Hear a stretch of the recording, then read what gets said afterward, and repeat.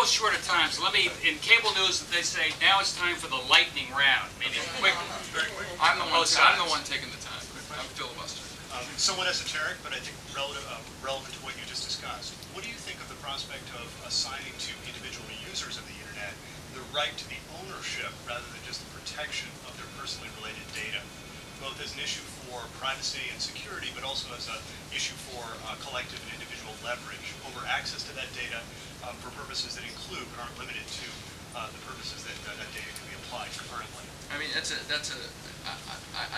never like to pretend to be an expert in what I'm not an expert in. What I can say, what I will say is, without, I'm not dodging the question, is that I certainly think, and it's something I only touch on a little bit in the book, is that one of the things fueling the right side of this populist movement is a fear of people's privacy.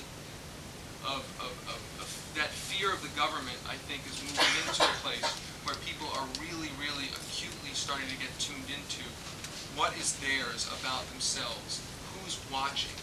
I mean, one quick example, when I lived in Montana, this was exactly analogous to people in Washington saying to Ned, don't talk about the war, saying to the candidates, don't talk about the war. The Senate race in 2006, folks in Washington said, John Tester, do not talk about the Patriot Act.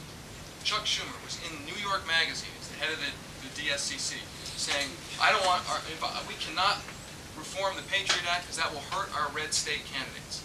John Tester put an ad up in Montana, the most effective ad, I think, in the race, saying Conrad Burns supports the Patriot Act. That is an unacceptable invasion of our privacy.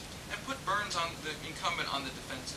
So long answer to a shorter question is that I think all of those privacy issues are part of